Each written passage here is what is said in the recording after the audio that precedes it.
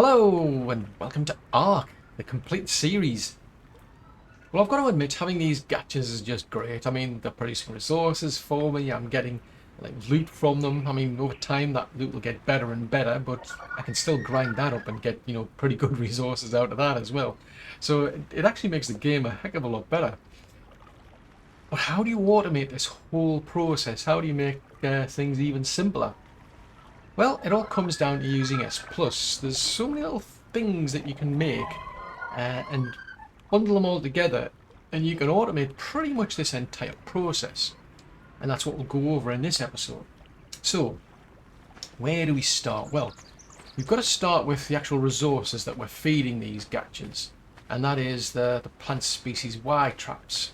So to get those, we've got to grow the actual seed in a crop plot like these up here. So we've got these plants. So it's a manual process. I mean, we've obviously got to put a seed into the actual crop plot. And, I mean, they're in a greenhouse here. We've got water coming into the greenhouse, so the water's automated. We don't have to worry about the actual water. So once we've actually put the seed in, the only thing we've got to be concerned about is making sure these things get enough fertilizer. And that's where S Plus comes to the rescue. Because over in this greenhouse here, I've got two dung beetles. So they're just wandering around the greenhouse. Now, if you give these dung beetles some poop, dung, whatever you want to call it, they'll convert it into fertilizer. Now, that is a manual process where we've actually got to put poop into their inventory. They'll turn it into fertilizer after a while. Then we've got to take the fertilizer out of the dung beetle and then put it into the actual crop plot.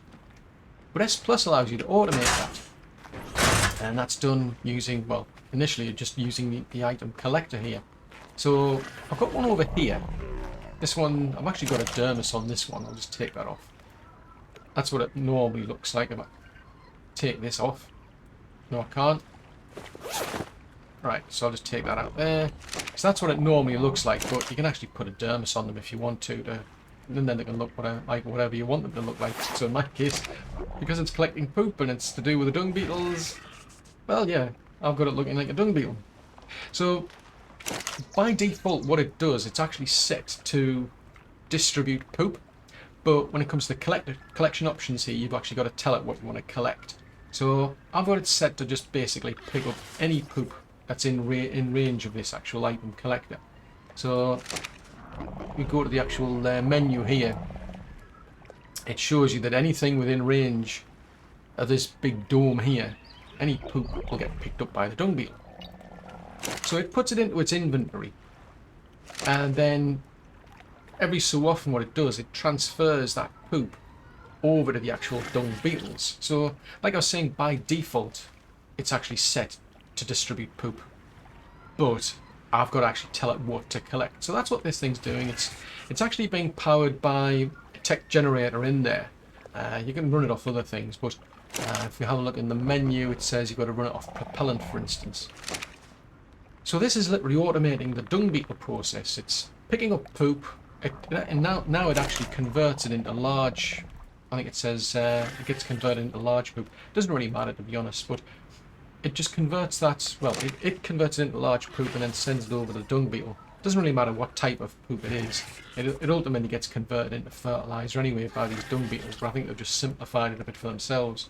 So this thing is just, it's storing all of this poop. I mean, it does spoil over time, but it's got a big, inventory here to store it all in.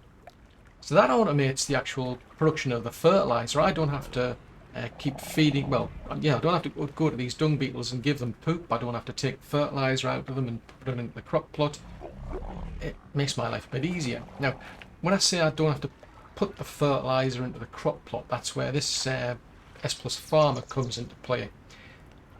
This is all this thing does. I mean, if you go into the inventory on here, this one's just got tons and tons of fertilizer, because what it's doing, it's actually picking up the fertilizer out of the inventory of those dung beetles and putting it into its own inventory.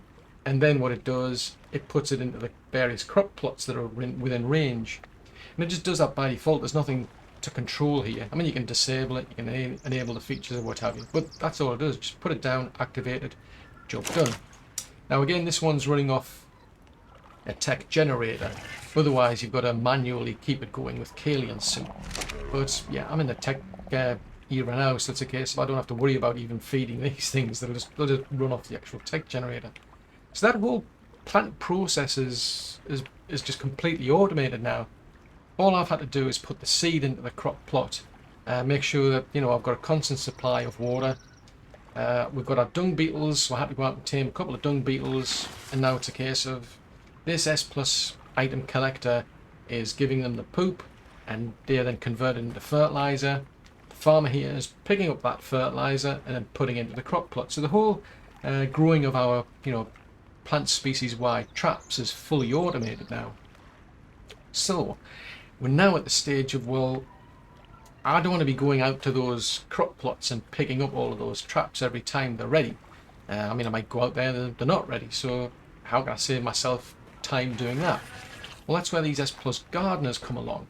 So I've got this one here, and it's specifically focused on collecting the plant species wide traps out of all of the crop plots that are within this one's range. So if we go into the inventory on this one, you can see it's got tons and tons of them. It's got it's storing them in stacks of 10 because that's the best you can do. The only thing you have to bear in mind is these things do spoil, but we're producing that many of them at the moment. I'm not too concerned. But this one, you've either got to feed it on beer, which is manual, or again you can just leave it automatically powered off the tech generator. Now I've got that many crops that I've got to basically alter what's called the ignore list on this item here. So I wanted to basically just focus on the plant species Y traps. So anything else that shows up in this list, I'm just clicking on and it goes into the ignore list. So that's all this gardener does. She just basically picks up all of these plant species Y traps and she stores them in her inventory. That makes my life easier. I don't have to go out to those greenhouses and collect anything. She's doing the whole thing for me. Now that's where we then get into a kind of a manual process because I haven't found a way to automate this yet. But we can at least improve the transfer, make transfer itself easier. I don't have to go to her and say like pick things up and then put them in the inventory of the gacha. I can actually make that whole process a bit simpler, and that's by using this thing here. So this is an S plus transfer control unit.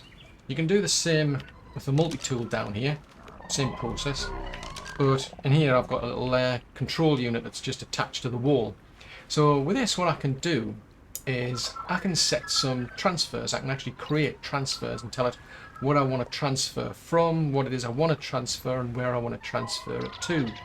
So in this case, the source is actually going to be S plus gardeners. So any S plus gardener, I just want to be able to pull from them.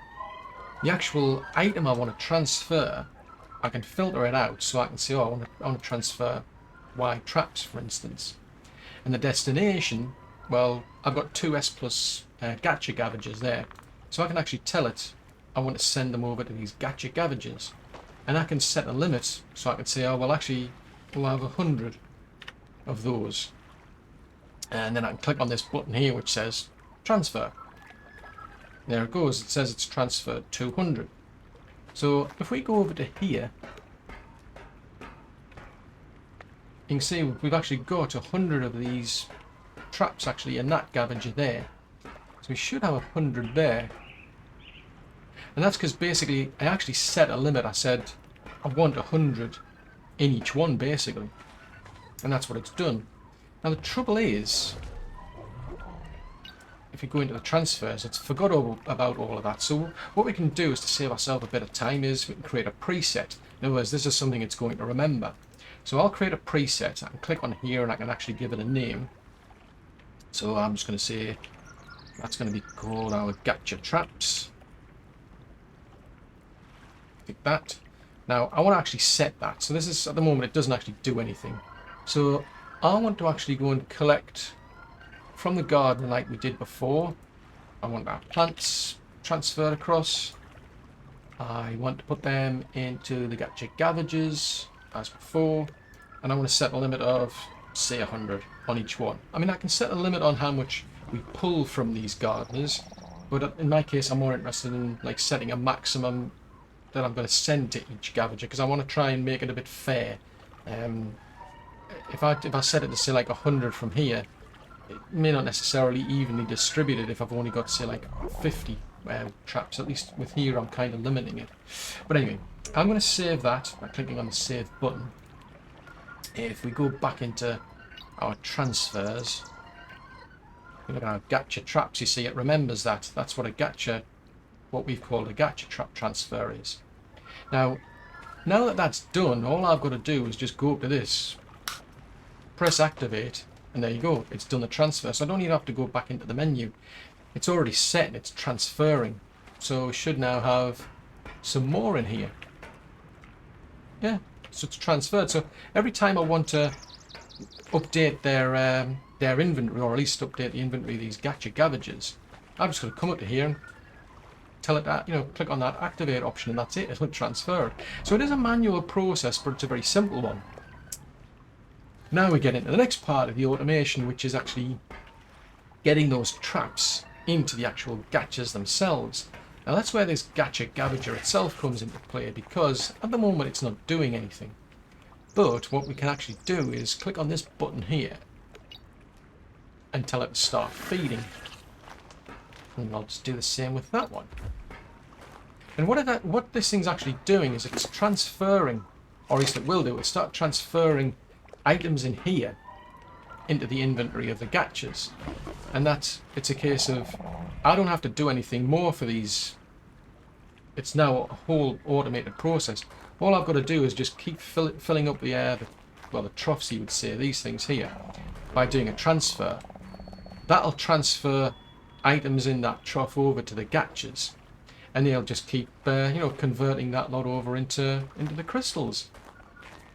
So that now we're into the next stage, which is, well, they're actually producing crystals. I don't want to go around and manually pick all of these crystals up, so how do I automate that process? And that's, again, back into S+, because we've got what's called the item aggregator. This is a kind of like a higher level version, if you will, of the actual S+ item collector. Just take that dermis out of that, because I've turned this one into looking like an actual gacha.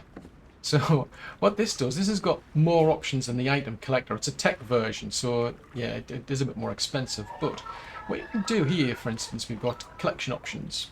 By default, it's not doing anything, but here I can tell it to pick up the gacha crystals. When it comes to distribution options, I've got an option here which is send the gacha crystals to what are called crackers. Now I'll just put this dermis back, turn it back into looking like a little gacha. So what this thing's going to do is any crystals that are within its range, it's going to pick them up, because that's what we've told it to do for its collection option. Now when it comes to actually opening up those crystals, again, I don't want that to be a manual process, and that's where this thing comes into play. It's called a crystal cracker. So what's happening at the moment is this is going to pick up any crystals within range, and it's now going to transfer them over to this crystal cracker. Now what this does, it actually opens the crystals for you.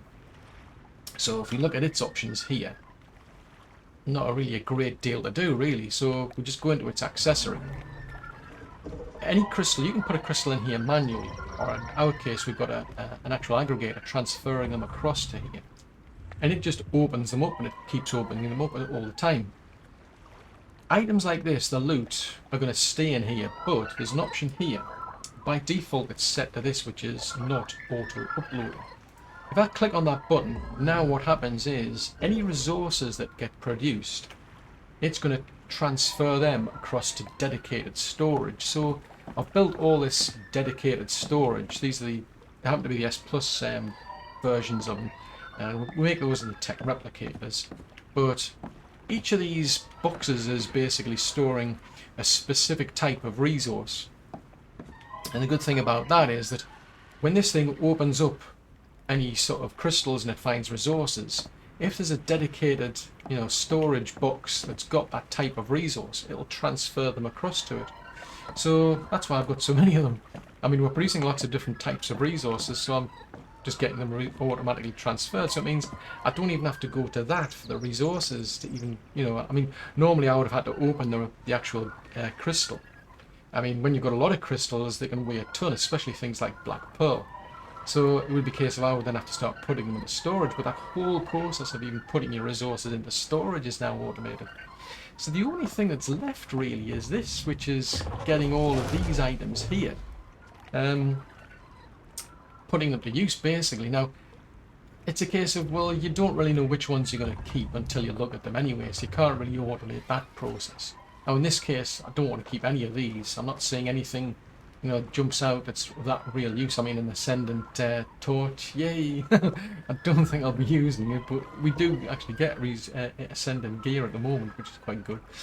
And it'll just get better for me as, you know, as time goes by and these gachas get better. But basically, it's a case of all of these I don't want, so I'm going to have to manually put them into the grinding, you know, the industrial grinder here anyway, which is fair enough because, as I say, I mean, you know, it's not going to be clever enough to know what you want to keep and what you don't. So yeah, I'm not too fussed about that part, but it means that pretty much the whole thing is actually automated now. As long as I keep feeding those gachas, we're fine. Except there's one extra bit I didn't mention, and that is to do with the owl pellets. So that's why I've got an aggregator over here. Now this one actually looks like an owl because I've given it the dermis of an owl. So what this one's doing, it's actually picking up owl pellets, and it's actually transferring those owl pellets over to gachas that are within range. So when it comes to collection options for this one, I've only got it set to produce to collect owl pellets. And when it comes to the distribution options, it's set up so that it makes sure that gachas have at least 2 owl pellets. Well, I say at least 2. It always makes sure there are 2 in the inventory. As long as there's enough within its own inventory, it'll always top up every gacha that's out there. Now, the reason I've got individual ones, so this one's specifically doing owl pellets, this one's specifically doing like the crystals, is just the fact that, well, they've only got a certain amount of inventory. This one's got an inventory of 500. If this one got full up, in other words, there's no more inventory left, and it was doing both the owl pellets and the crystals, it wouldn't be able to pick up any more crystals, for example. In which case the whole process would stop, and I'd end up with crystals just lying around. This one, on the other hand, it's picking up the crystals, and it's pretty quickly transferring them over to the actual cracker here. So the only thing I've really got to be keeping an eye on is just making sure that all of these here are getting emptied. I mean, 500. Well, in this case, this one's got an inventory of 400, so it's keeping an eye on. I've just got to keep an eye on that one, because once we get to 400, that'll stop. If that stops, it's a case of, well, this won't be able to pick up any more crystals if it gets full as well. I mean, the chances are pretty slim, I must admit, but yeah, at this stage, I've just got to make sure that's doing its job. So yeah, the whole process is pretty much automated, because I've got a lot of snow owls up there. As long as they're getting fed, every so often they'll just produce these owl pellets. They'll pick them up. This one here will pick it up, and that's it. It makes life a breeze. Now, the only thing I've got to do here is just try and figure out now why this process isn't working. For some strange reason, this thing isn't actually working. It should be actually feeding it, so just out of curiosity, let's stop feeding. Start feeding. Ah, there you go. That's a bit weird. It's a feature. Just check this one again. No. Stop feeding. Start feeding. Yeah, I'd say that's a feature. So now that that's running, I'm just going to hook it here. Transferred. So they're happily munching away on those white species plant traps. In the meantime, I've just transferred some more across. The other thing to note about these Gacha Gavagers, when you can see this big force field around, what it's doing is it's actually keeping them in a sort of like a bubble, if you will. I mean, normally, I mean, you can see, I mean, I've got all of these gachas that are spread out all over the place because they've got to be kept 14 foundations apart, unless it's a case they're a male and a female. If they're the same gender, you end up getting sad, and if they're sad, they don't produce anything. So that's another thing these Gacha Gavagers do, is they actually get rid of that problem, basically. They keep them isolated in such a way as that you can actually keep more of them together. I mean, at the moment, I've just got 2. But what I can do is basically I can build a whole big building. I think that's what I'm going to do. And I think what I'll do is just bring all of them together under one big building in these Gacha Gavagers, just to make my life even easier. Because at the moment I've still got to go out and feed all these. I mean, if I go over to my multi-tool, for instance, we've got an option here which is called Advanced Transfer.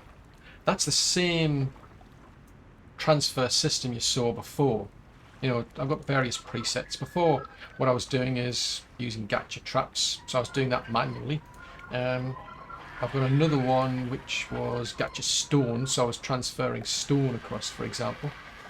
So that's the same as what that thing there is doing, that control unit. Yeah, it's an S plus transfer control unit, so it does the same thing. The only trouble is the 2 of them are going to overlap because these aren't in Gacha Gavagers. And if I try to transfer, say, stone across to Gavagers, to Gachas rather, I could end up with these lot ending up beating stone as well, which isn't something I want.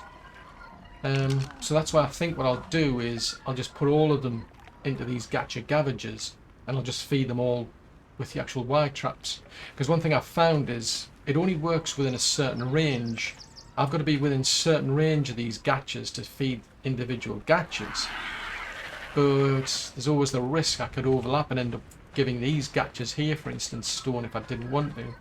So the plan is basically I'm just going to build this whole lot out, and we'll end up with a big building with all of our Gachas and Gacha Gavagers. I think I'm just going to feed them their Y traps and see how that goes.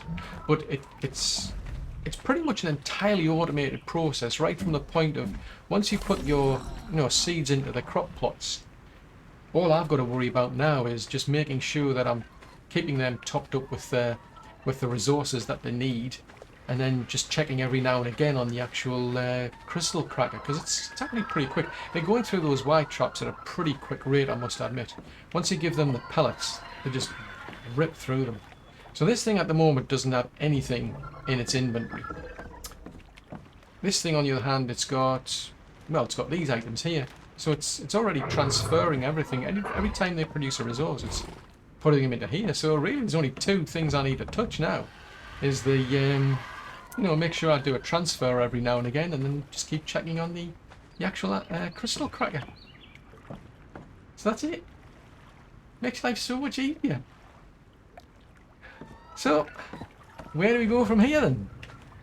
Well, that's for another episode.